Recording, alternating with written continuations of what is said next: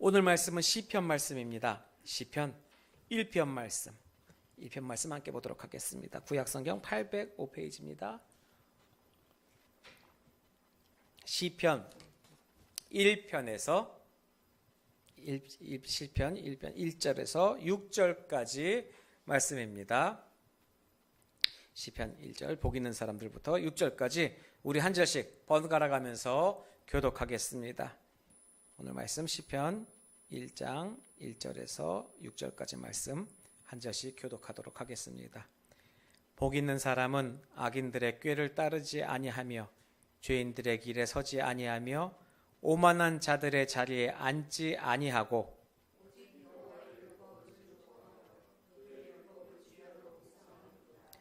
그는 시냇가에 심은 나무가 철을 따라 열매를 맺으며 그 잎사귀가 마르지 아니함 같으니 그가 하는 모든 일이 다 형통하리로다.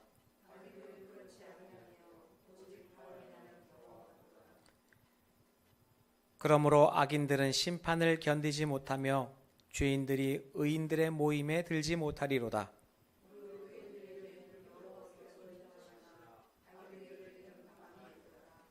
아멘.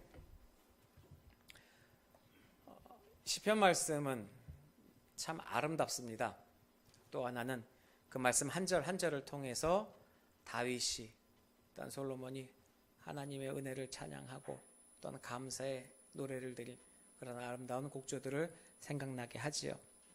이 시편에서는요, 어쩌면은 정말로 깊은 우리들의 마음속 깊은 영혼의 깊은 곳에 있는 생각, 고백 이런 것들이 울려 퍼지는 그런 아름다운 곡조고 또 아름다운 고백인 것을 우리는 시편을 읽으면 발견을 할 수가 있습니다.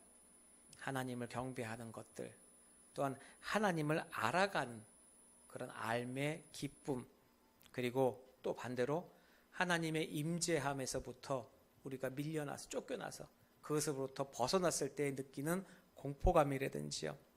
그 모든 것들이 그 이스라엘 백성들이 함께 하나님에게 노래하였던 오늘 이 시편 말씀을 통해서 너무나도 잘 나타나 있습니다.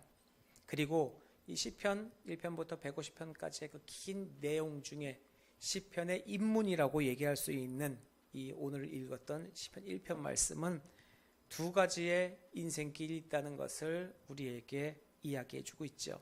그리고 각각의 인생을 택하는 자의 삶은 달라지고 완전히 다른 운명을 살게 될 것이라고 이야기를 하고 있습니다. 이 시편의 첫 시작하는 그 단어 히브리어로 그 단어의 뜻은요, 어떻게 보면 감탄사로 시작합니다. 오 행복이요, 뭐 이런 식으로 이야기를 하죠. 앞에 감탄사가 들어갑니다. 뭐뭐로 인한 행복이요, 이렇게 이야기합니다. 이렇게 번역할 수 있는 거죠. 첫 소절부터 아주 진한 감탄사로 시작하고 있습니다. 감탄의 뜻입니다. 인간이 하나님의 은혜와 하나님의 모든 그 능력을 바라볼 때는 말로서 표현할 수가 없습니다. 탄성이 나오죠. 아름다운 경치와 정말로 우리들이 상상할 수 없는 놀라운 것을 바라볼 때는 나도 모르게 탄성이 나옵니다. 정말로 뭐 오바해서 방청객 같은 것이 아니라 정말 하는 그런 탄성이 절로 나오게 됩니다. 아름다운 꽃, 또한 그 붉은 노을 지는 석양, 하나님이 만드신 그 아름다운 자연, 푸르고 청명한 하늘을 볼 때마다 우리들은 마음속에서 만들어지지 않은, 그렇게 누군가 시키지 않은 탄성이 절로 나오고 있습니다. 그러한 자연스러운 탄성을 오늘 시편 1편 첫머리에서부터 시편의 기자는 이야기하고 있는 것입니다. 아주 대단한 감탄입니다. 흘러나오는 것을 어찌 막을 수가 없습니다. 이 시편 기자는 그리고 이후에 글을 써가면서 의로운 사람에 대한 세 가지 모습을 이제 펼쳐가고 있습니다. 하나님께서 의로운 사람에 대하여서 어떻게 하고 있는지, 어떻게 표현하고 계시는지에 대하여 세 가지를 말씀하고 있죠. 첫 번째는요, 그가 하지 않는 것에 대해서 이야기하고 있습니다. 두 번째는 그가 하는 것, 세 번째는 그가 어떤 사람인지에 대하여서 말하고 있는 것이지요. 그러니까 의인에 대하여서 세 가지를 얘기합니다. 의인이 하지 않는 것, 또는 의인이 하는 것, 또 의인은 어떤 사람인가라고 얘기하고 있습니다. 시편 1편에 대한 부분을 히브리어를 원문적으로 바라봤을 때는 약간의 다른 시각도 있습니다. 지금 우리가 갖고 있는 의인에 대하여서 두 사람의 삶의 표현이 있다는데, 이거를 조금 더 깊이 보면요, 그 시편 1편 말씀에 복 있는 사람은 악인의 꾀를 따르지 아니하며 죄인의 길에 서지 않으며 오만한 자들의 자리에 앉지 않으며 쭉 나가고 있는데요, 이것을 잘못 해석하면은 죄인의 길에 서지 않고 의인의 길에 그 오만한 자의 자리도 앉지 아니하고 악인의 꾀를 따르지 않는 사람은 복 있는 사람이다. 물론 우리가 이렇게 받아들일 수가 있습니다. 그런데 조금 더 깊게 본다면요, 죄인의 길에 서지 않고 악인의 꾀를 따르지 않고 오만한 자리에 앉지 아니하는 사람은 없습니다. 그러니까 이게 무슨 얘기냐면, 악인의 길을 따르지 않고 오만한 자리에 앉지 않고 죄인의 길에 서지 않는 복 있는 사람이요, 이런 식으로 이야기가 되는데, 결국 이 복 있는 사람은 예수 그리스도를 말씀을 하시는 거예요. 인간은 절대로 일으킬 수가 없습니다. 그러면은 이거 우리가 알고 있는 거 다른데? 아니요, 같습니다. 즉 무엇입니까? 우리는 이러한 예수 그리스도의 형상을 쫓아야 되는 것이죠. 우리가 이런 사람이 아니라는 거예요. 우린 절대로 이렇게 될 수가 없습니다. 복 있는 사람은 이래야 되는구나가 아니라, 복 있는 사람은 바로 예수 그리스도입니다. 이 표징의 시편 처음에 복 있는 사람이여 라고 딱 탄성을 지르는 이 스타트가, 이 감탄사가 왜 나왔겠습니까? 복 있는 사람은 이렇게 아름다운 게 아니라, 그 복 있는 사람이 바로 예수 그리스도라는 것입니다. 그것을 우리는 닮아야 한다는 이야기죠. 그것을 우리가 생각하고 알고 요 다음에 내용에 들어가는 것과, 우리가 그냥 막연히 복 있는 사람은 하나님의 백성 이렇게 살아야 되고 이렇게 살아야 되고, 이거 다 우리 머리에 있지 않습니까? 우리가 다 알고 있는 것인데 그렇게 하지 못하고 있죠. 당연히 못합니다. 사람은 할 수가 없어요. 하지만 예수 그리스도의 형상을 닮아가고자 노력하는 우리는 이렇게 살아야 한다고 이야기를 하고 있는 것이죠. 자, 세 가지 모습. 그러면 그가 하지 않는 것, 그가 하는 것, 그가 어떤 사람인가? 복 있는 사람, 그게 예수 그리스도의 모습으로 생각하고 한번 우리가 보십시오. 1절, 의인이 하지 않는 것 세 가지가 있습니까? 1절에 각각 세 가지의 단어로 표현이 되죠. 첫 번째는 따릅니다. 1절에 보면 따른다, 쫓는다. 그리고 1절에 보면 악인의 길을 따른다, 따르지 않으며 죄인의 길에 선다, 서지 않는다, 선다. 세 번째는 자리한다고, 세 가지를 얘기합니다. 따르고 그 자리에 서고, 또한 오만한 사람, 오만한 자. 세 번째는 꾀, 길, 자리 이야기하고 있죠. 이 단어를 통해서 표현하고 있는 거예요. 따르고 그 자리에 서고 앉고, 악인이 있고 죄인이 있고 오만한 자고, 세 번째는 꾀, 길, 자리, 이렇게 얘기하고 있습니다. 그러면은 의인이 하는 일이 무엇이냐 이거죠. 예수 그리스도께서 하신 그 일은 무엇입니까? 유대인들에게요, 법이라는 것, 법은요 10계명이나 모세가 내려준 모세의 율법 이상의 뜻을, 의미를 가지고 있습니다. 이 법이라는 단어 자체는 율법하고는 틀립니다. 뭐냐면은 하나님이 그의 백성에게 계속해서 주시는 완전한 계시로 생각을 한다는 것이죠. 그러니까 자신들이 알고 있는 최상위의 가장 탄탄한 무엇인가 약속의 내용입니다. 그러면은 우리에게 있어서 하나님의 뜻은, 지금 이 땅을 살고 있는 우리에게는 하나님의 뜻이 어떻게 다가오십니까? 계시로 오는, 물론 계시도 있을 수가 있겠죠. 하지만 계시는 이제는 그렇게 계시가 나타나지 않습니다. 나타나더라도 바로 우리가 읽고 있는 말씀을 통해서 나타나는 것이죠. 성경을 통해서 하나님의 뜻은 우리에게 다가옵니다. 첫 번째는 성경 말씀을 통해서 다가오죠. 두 번째 또 무엇이 있겠습니까? 살아계신 예수 그리스도의 능력으로 또 우리에게 다가옵니다. 하나님의 뜻은. 그 다음에 세 번째는 성령님의 인도하심과 감동하심으로 하나님의 뜻은 우리에게 다가오고 있습니다. 즉 무엇입니까? 하나님이 우리의 삶을 통하여서 우리의 삶에 하나님의 뜻을 알려주시고, 또 그분의 말씀을 우리에게 이야기해 주시기 위한 방법으로는 말씀과 예수 그리스도와 성령님 말고 다른 방법은 없다는 것이죠. 우리가 찾고 있는 것이 그것 외의 것이 혹시 있지 않나, 우리 돌아봐야 합니다. 내 뜻과 내 생각과 내 방법이 아니라 하나님의 방법이고, 그 하나님의 방법은 성경 말씀과 예수 그리스도의 능력과 성령님의 우리들의 인도하심을 통하여서만 우리에게 다가온다는 것입니다. 그 하나님 아버지의 그 귀한 아들이신 예수 그리스도의 삶과 그 은혜를 통하여서 하나님의 뜻만을 주야로 묵상하고 생각하고 우리가 쫓으려고 하는 그 주님의 백성들에게 하나님은 귀한 손길로서 지혜를 허락하시고 그 하나님의 은혜를 알도록 인도해 주신다는 거죠. 이거를 쉽게 한마디로 하면은 주님이 허락하신 주님의 의의는 절대로 잘못된 길로 갈 수 없습니다. 자신의 생각과 자신의 욕망의 길로 빠질 수 없다는 것이죠. 존 웨슬리는 이런 얘기를 했습니다. 하나님의 뜻을 발견하는 것이 인간에게 가장 큰 발견이라고요. 그리고 하나님의 뜻을 행하는 것이 인간에게는 가장 큰 업적이라고 이야기를 했습니다. 우리들의 기준점이 무엇이냐는 것이죠. 우리가 여러 가지 삶에서 하나님을 향하여서 기도하고 주님의 그런 귀한 말씀을 받을 때마다 교묘하게 우리들이 착각하는 것이 있습니다.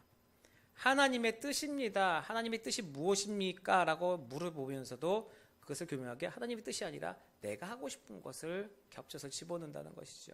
그리고 뒤에 한마디를 넣습니다. 이거 하나님 나라를 위하여서 필요한 것입니다. 근데 자신의 마음속은 누구보다도 자신이 잘 알고 있죠. 내 만족과 내 유익을 위한 것이지. 물론 하나님의 나라와 그런 귀한 교회 사역과 귀한 사명을 위한 것 맞습니다. 하지만 그 안에서도 순서는 내 생각과 내 욕심이 앞서 있다는 것이지요. 인간에게 가장 큰 업적이 무엇입니까? 하나님을 알고 하나님의 뜻대로 살아가는 것인데 그것이 살짝 뒤집어져 있는 것입니다.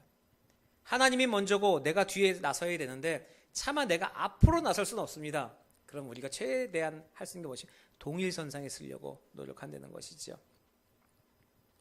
자, 3절에는요. 그럼 의인들의 의로운 삶을 통해서 의인이 어떻게 되는지에 대해서도 말해주고 있습니다.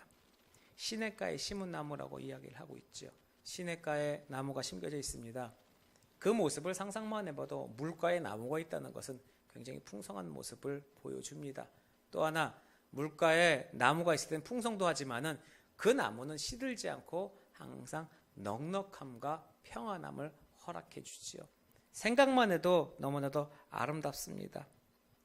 그 나무는 아마도 시간이 지나고 말씀 그대로 철을 따라 나는 나무의 열매들이 계속 맺힐 것이고 그 열매로 인하여서 계속해서 나무는 풍성하게 확산돼서 정말 커나갈 수 있을 것입니다. 그리고 한번 열매를 맺었다 따도 계속해서 풍성한 열매가 계속해서 허락이 될 것이죠. 의인들은 주님께서 허락하신 그 의인은 바로 그 내면에 모든 하나님의 귀한 자원들이 있습니다. 그 시냇가에 심은 나무들처럼 주님 곁에 심겨진 귀한 은혜의 나무로서 우리들은 계속해서 주님의 그런 양분을 공급받고 말씀을 공급받기 때문에 항상 열매를 맺고 그 열매는 튼실하고 실하고 또 하나님으로부터 합당한 열매를 맺을 수가 있다는 것이지요. 어찌 보면은 세상적인 성공은 아닙니다. 하지만 하나님 보시기에는 아름답고 풍성한 열매를 맺을 수 있다는 거예요. 하나님의 도움으로 인하여서 그 나무의 열매는 그치지 않습니다. 중단되지 않습니다. 그리고 모든 시작한 일들은 끝마칠 수 있도록 항상 풍성한 은혜를 허락하여 준다는 겁니다. 그러면은 의인들의 삶은 그런데 그럼 불의한 자의 삶은 어떠냐는 것이죠. 시편 기자가 의인에 대해서 말한 모든 것들 악인에 있어서는요 그 반대입니다. 거짓에 대해서 해당이 됩니다. 히브리어 본문에도요 악인은 그렇지 아니하다라고 이야기를 하죠. 앞에 쭉 이야기하는데 하나님에 대해서 처음에 여기서 복이 있는 자들은 악인의 길을 따르지 아니하고 죄인의 길에 서지 않고 오만한 사람의 딱 그러고 악인은 그렇지 않다. 그냥 한마디로 해결해 버립니다. 그렇지 않다고 합니다. 그 악인의 행위는요 하나님의 경제 법칙에서 영원한 가치를 지켜내지 못합니다. 그렇기 때문에 결국은 사라져 버리는 겁니다.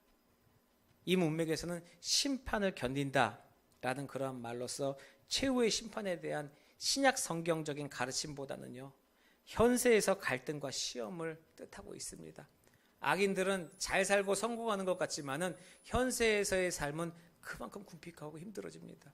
우리들이 보기에는 믿지 않는 자들이 경제적으로도 성공하고 여러 가지 좋은 것들 많이 봤는데 왜 우리들은 이렇게 삽니까? 왜 믿는 자들은 항상 이렇게 힘들어합니까? 라고 이야기를 합니다. 그런데 더 자세히 보면요, 그 반대의 모습을 종종 볼 수가 있습니다. 풍족하고 풍성한 삶을 사는 재벌들 같은 경우에 그 안의 삶을 들여다보면요, 절대로 평탄한 삶이 아닙니다. 우리들이 생각하는 상상 이상의 정신적인 스트레스와 고통 속에 살아갑니다. 재산적인 암투가 있고요, 형제들끼리의 사랑 절대로 찾아볼 수가 없습니다. 일례로 삼성 같은 기업에서도 그 수많은 작업을 갖고 하지만 들려오는 얘기는 뭡니까? 형제들 간의 교류가 없습니다. 서로 물고 뜯기고 죽이려고 하진 않지만은 그 안에 교류가 없습니다. 이미 이건희 사장님 때에는 형제들끼리도 싸움이 나지 않습니까? 소송하고 난리도 아닙니다.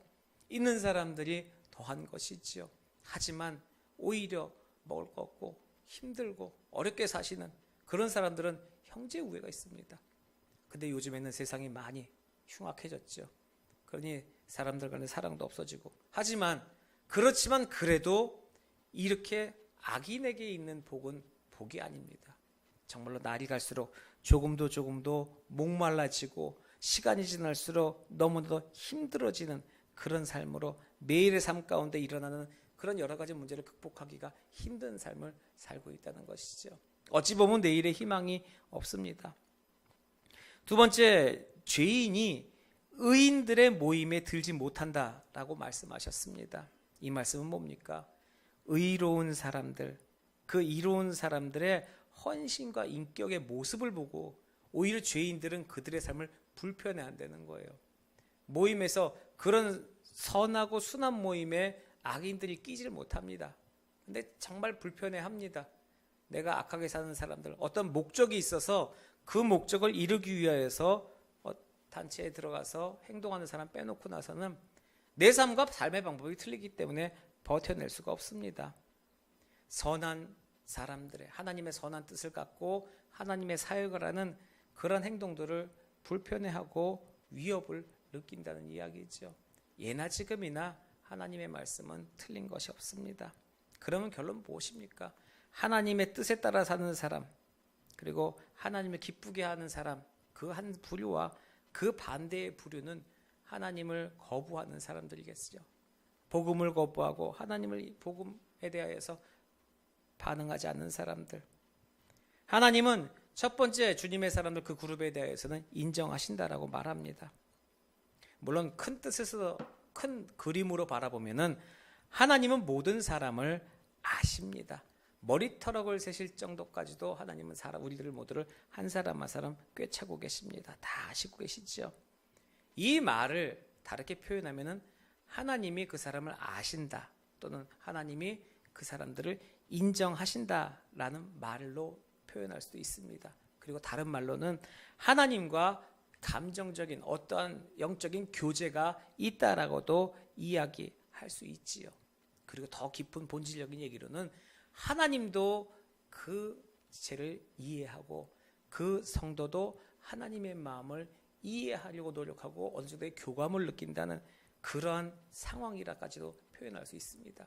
결국 하나님이 인정하신다는 것은 그 하나님과 그 사람 간에 정말로 긴밀한 친밀한 형성이 이루어져서 계속해서 교감을 갖고 계속해서 소통의 관계를 일으킨다는 것입니다.